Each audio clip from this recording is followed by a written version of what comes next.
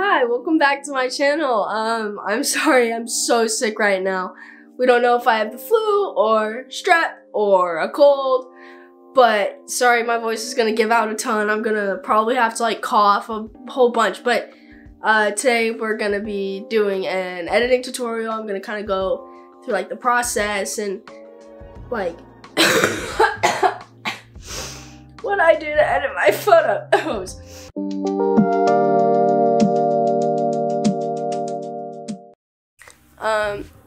Yeah, before I get into the full editing tutorial, I thought I would just say that this is personally how I edit my photos. There's no right or wrong way to edit photos. This is just how my style is right now. And my style has changed over time, but this is what I've found works best for me so far. I really like the way I edit my photos personally, but it's all based on preference. You can do what makes you happy. If you think it looks nice, then you think it looks nice, and that's what matters.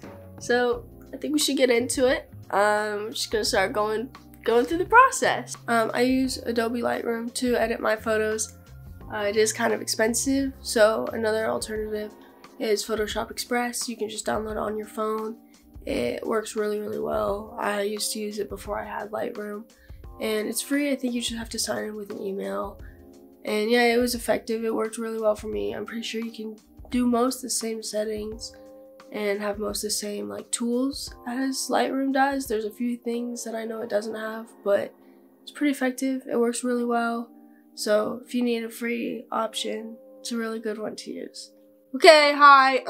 It's been a couple days since I last filmed. Basically what happened was my throat started hurting me so bad while I was talking that I could not finish my video, and my voice, it was like whispering. So I figured, you know, I'll just wait another day and then I'll come back and I'll film the rest and it'll be all fine. And then I got more sick. But yeah, now it's been a couple days and I'm feeling better. And so now I'm gonna finish this video, and yeah, we're gonna finish this freaking video. Okay, so let's get back into it. I completely forgot where I left off. So if I repeat something, I'm sorry. I apologize. And I'm sorry that I look dead right now. I've literally lived off of NyQuil and Advil and cookies the past like couple days, and I understand that I look a little like crap right now, and I don't want you guys to say anything about it. So continue watching this video and do not say anything about the fact that I look dead.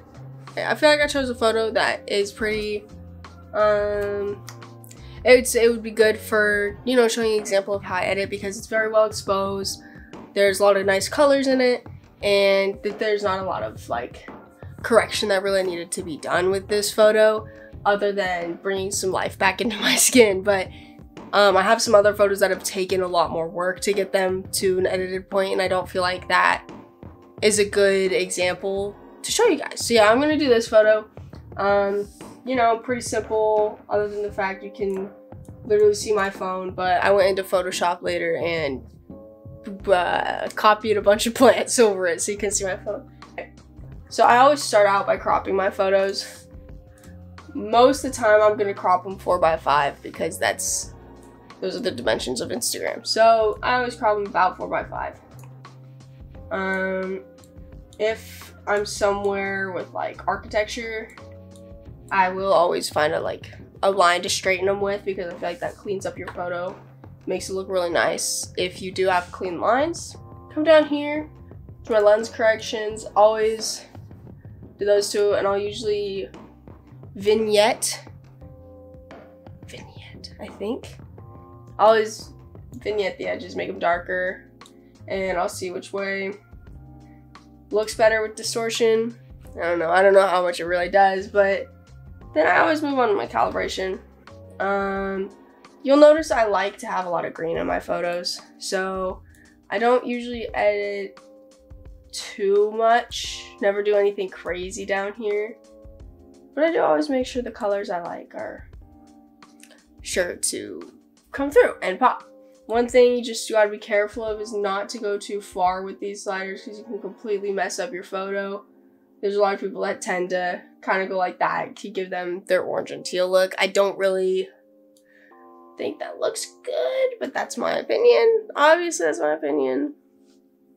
But yeah, so I usually just do that a little bit, If I want to, I'll come back later, you know, maybe saturate each color a little bit more, but that's all I usually do for now. Alright, then I come up here. Usually I start messing with my highlights first. Usually I'll bring them down a little bit just to bring some detail back into like usually my hair, or if there's like highlights on my face, usually like my nose or my chin. Bring them down a little bit and see how it looks. Shadows I tend to like to keep darker, but on occasion I'll bring them up if I want to bring in some more detail from the background. Whites I'll always bring down, and my blacks I'll always bring down. I like to have nice dark blacks in my photos. I think it looks really nice. So yeah, then I'll go mess with my white balance a little bit before I even go back to messing with my highlights. Editing is like, it's a time-consuming thing. It takes me a while because I don't use a preset. I edit every photo like individually, and so I always just try to find what I think looks best. And yeah, it can take quite a while because I'll always go back and mess with certain things again, kind of go over, see what I can change here and there to make the photo look better. Yeah, I'm just gonna kind of take you guys through my process. This might not look the exact same as how I had it originally edited for my Instagram, but you'll get the idea. Bring the exposure down a little bit, contrast it up a little bit more. Yeah, honestly, that doesn't look too bad. Might bring up the shadows just a little bit more. Yeah, I think that looks pretty good.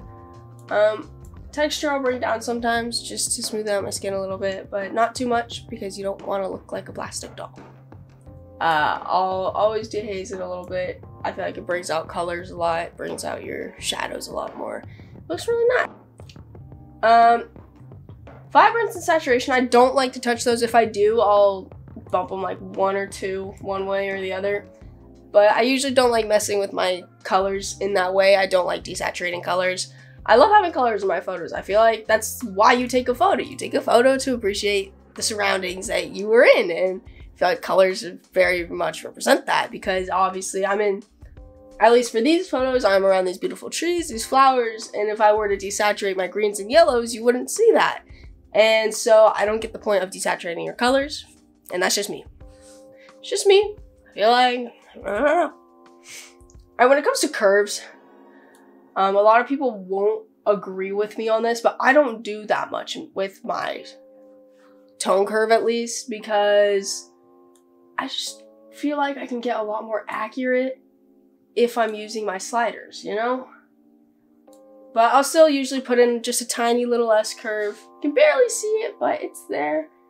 I do really like using my red and blue tone curves though. Those I have found really helpful for, I don't know, they give your photo a certain look because you can bring certain colors out in certain parts of your photos. So for these, but you just barely want to touch it. Just barely, just tiny little bit, because it puts so much color in. So just a tiny, tiny bit will affect so much in your photo.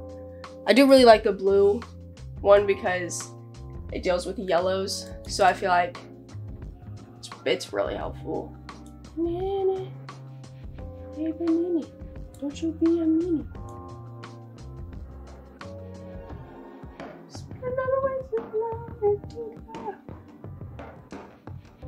So yeah, you usually just want to do a tiny bit, but I didn't used to use my tone, like my color tone curves, because they were terrifying. I mean, they would change so much in your photo, especially if you're doing this on mobile phone, where you can't get super exact like you can with a mouse.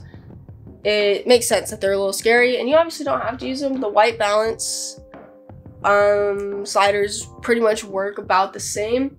I just really like my tone curves because I've been using them. So yeah, that's what I have to say about that. All right, when it comes to colors though, these really change depending on the photo. Like, honestly, my reds, I'll usually pull a little bit orange because my cheeks are so red all the time. I'd rather have them evened out a little bit in my photos. The oranges, kind of depending on my surroundings, but usually I'll make them a tiny bit more red just because it brings a little more life back into my skin. The yellows, sometimes I kind of have to test with the yellows because sometimes my hair is yellow, but other times it's like these flowers that are yellow. And I want the flowers to stand out a little bit, so I'm going to make them a tiny bit more orange. The greens, I don't like having my greens completely blue because that doesn't look good. But I do not advise you to make your greens yellow. I don't like it when people do that. So I'm not really gonna mess with my greens too much in the hue setting. So the aqua is kind of coming through with the trees and kind of on my hair. So I'm probably gonna have,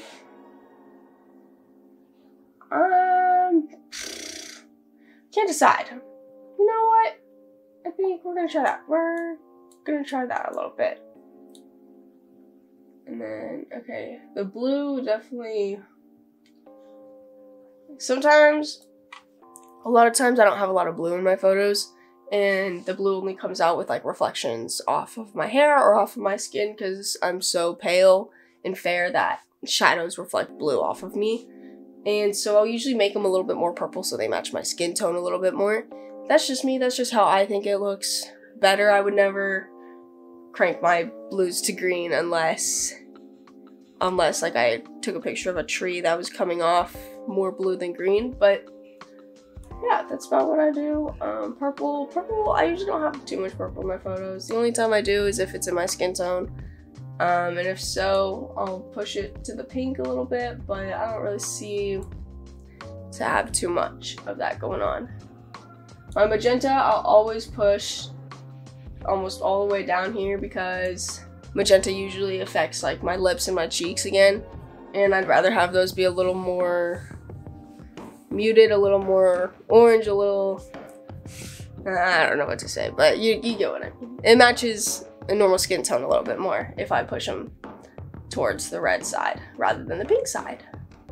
Saturation, now you see, I don't like to desaturate my colors, but sometimes if they're sticking out a little bit much, like the yellow is, the green is a tiny bit, it's a little distracting, then I will.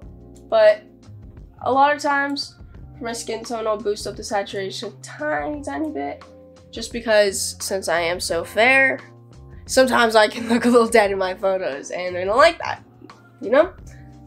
But yeah, I don't really like messing with my colors too much. Except, see this aqua? I don't like what this aqua's doing. Yeah, we're just gonna leave it. It looks fine. Blue, we can desaturate a little bit. Yeah. So that's usually, I just don't like messing with my colors too much. I feel like I'm mumbling, so a lot of this is probably gonna have some music over it.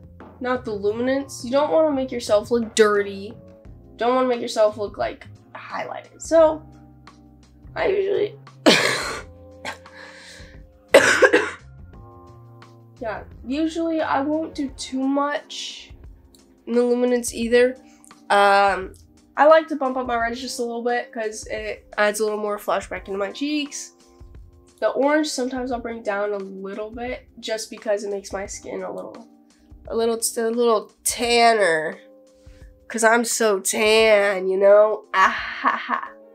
And then if there's other colors that I want to like stand out, I'll usually add a little bit of light in them.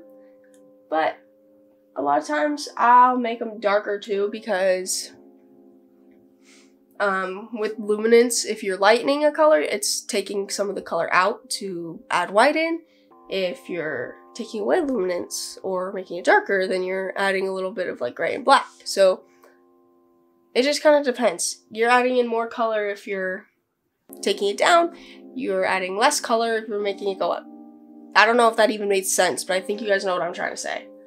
So yeah, I'm sorry. I'm so annoying. Alright, so here this is like the last part of the editing process is split toning. And I didn't used to use split toning, but I found it's really important to give your photo a certain style and look that you really like.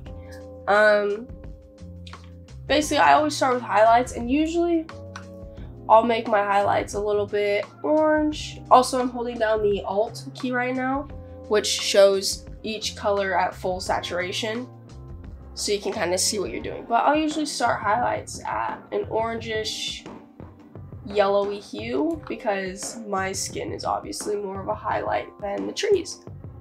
So then I'll boost the saturation, usually no more than like 15, but I think I'm gonna stick with 8 for these ones. Shadows.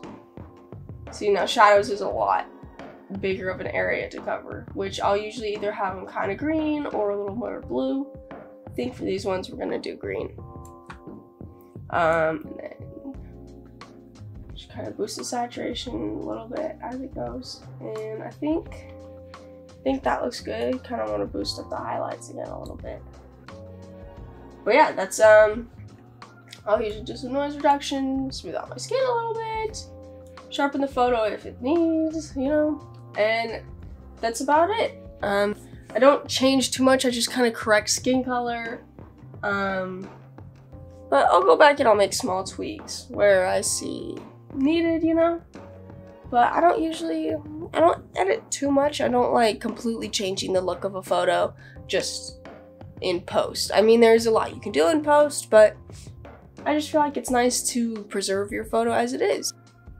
Some other ones. Now this photo, I didn't follow the exact same formula I usually would, but kind of did, you know. I wanted more greens in my photo rather than like the purples, and I did, even though it was super underexposed because it was super late at night, I still kept the shadows pretty dark, but still had to make the highlights bright. And same with these ones.